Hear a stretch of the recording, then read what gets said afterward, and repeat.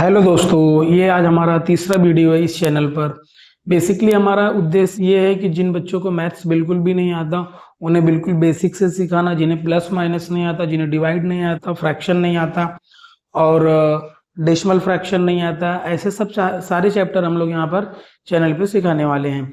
पर क्या है कि हम लोग धीरे धीरे स्टेप बाय स्टेप सीखेंगे। जो बच्चे 10th में महाराष्ट्र स्टेट बोर्ड में हैं, जिन्हें बिल्कुल भी मैथ्स नहीं आता, मैथ्स से डर लगता है और वो बोलते कौन करेगा, कैसे हो जाएगा, समझ में नहीं आता, तो उनको समझने के लिए, सीखने के लिए ये सारे चैप्टर जो छोटे छोटे छोटे हैं, 5th क्लास के हैं, 6th क्लास के, 7th क्लास के चैप्टर, जो छोटे चैप्टर हैं, इन्हें हमने सीखना बहुत जरूरी है। बिना सीखे हम लोग आगे सीख ही नहीं पाएंगे। अगर हम लोग डायरेक्ट 10th का सीखेंगे और बिल्कुल भी हमें कुछ भी मैथ्स नहीं आता तो हमें बिल्कुल भी आने वाला नहीं है। डायरेक्ट 10th से वही सीख सकता है जिसका 9th में अच्छा मैथ्स था, 8th में अच्छा मैथ्स था, जिनका बेसिक क्लियर है। मतलब कहने का मतलब उनको थोड़ा तो आता है। जिनको बिल्कुल भी नहीं आता तो उन्हें सब चैप्टर सीखना पड़ेगा, इसके अलावा दूसरा कोई रास्ता नहीं है। तो आज हम लोग सीखने वाले हैं फ्रैक्शन का मल्टीप्लिकेशन।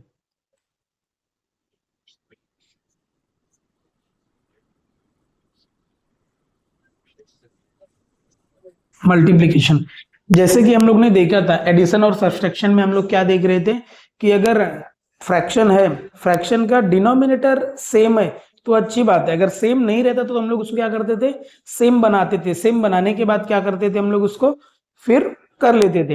अभी हम लोग मल्टीप्लिकेशन में हम लोग को ऐसा कुछ भी देखने की जरूरत नहीं है। तो जैसे हमारा कितना हो गया, 5/6 इंटू 10/8।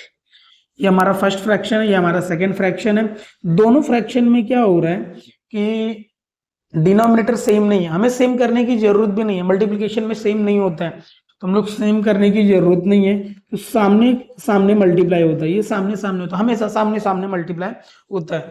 तो जैसे एग्जाम्पल में हमारा क्या हो जाएगा, 5 × 10 6 × 8, 5 × 10 = 50, 6 × 8 = 48। ये ऐसा हो गया।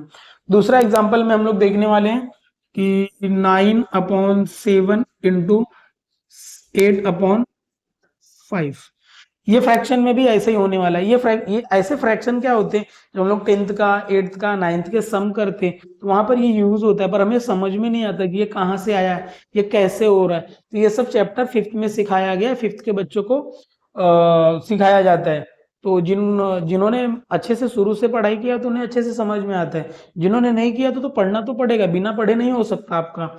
तो हम लोग क्या करेंगे, 9 × 8, 7 × 5। 9 × 8 जा कितना हो जाएगा, 72। 5 5 से बन जाए, या 7 × 5 जा कितना हो जाएगा, 35। थर्ड क्वेश्चन हम लोग देखते हैं एग्जाम्पल के लिए। जैसे कितना हो जाएगा, 11/5, 11/6। ऐसा क्वेश्चन हो गया, न्यूमरेटर सेम हो गया तो कोई दिक्कत नहीं है। तो हम लोग करने का तरीका वो ये सामने सामने मल्टीप्लाई हो जाता है। एग्जाम्पल के तौर पे 5 × 6, 11 का स्क्वायर कितना हो जाएगा, 121। ये कितना हो जाएगा आपका, 30। इस तरीके से हम लोग कर सकते हैं। तो ये हमारा तरीका है, ऐसे हम लोग कर सकते हैं। ऐसे कितने भी बड़े फ्रैक्शन आ जाए, कितना भी बड़ा नंबर आ जाए, तो हम लोग उसको इजीली सॉल्व कर सकते हैं, इजीली कर सकते हैं।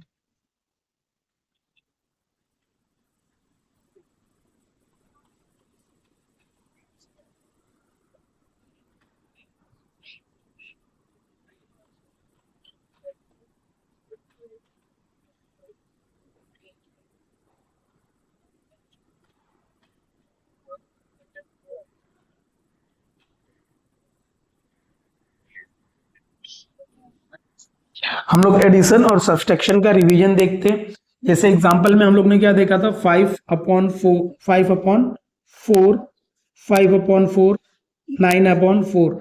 ऐसा फ्रैक्शन रहेगा तो हम लोग को ऊपर वाले टर्म को क्या बोलते हैं, न्यूमरेटर। नीचे वाले को हम लोग क्या बोलते हैं, डिनोमिनेटर। अगर न्यूमरेटर और डिनोमिनेटर हमारा क्या रहेगा, अलग अलग रहेगा, दोनों फ्रैक्शन का हम लोग ने देखना है।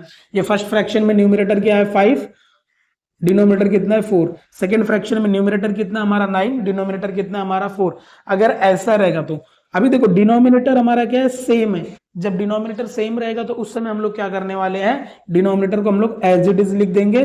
5 + 9 इज इक्वल टू कितना हो जाएगा आपका 14/4।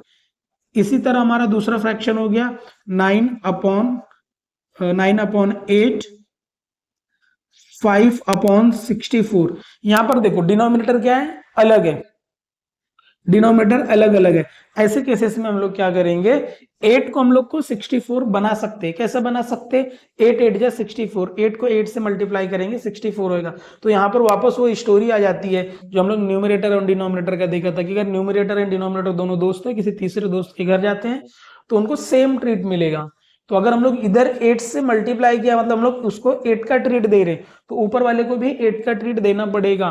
तो एग्जांपल में जैसे हम लोग का देखेंगे 9/8 × 8 + 5/64।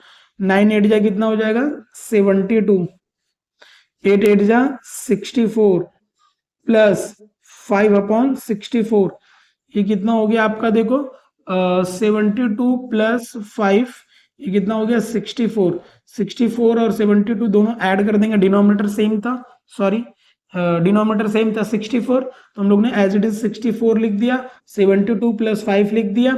लिखने के बाद ये कितना हो जाएगा, दोनों को ऐड कर देंगे तो कितना हो जाएगा हमारा 77 हो जाएगा। तो इस तरीके से हम लोगों ने कर लिया। आगे हम लोग देखने वाले हैं सब्सट्रैक्शन में भी ऐसा ही होता है, पर उसमें माइनस होता है, बस इतना ही होता है और कुछ होता नहीं। यहाँ पर प्लस कर रहे हैं, वहां पर माइनस कर रहे हैं।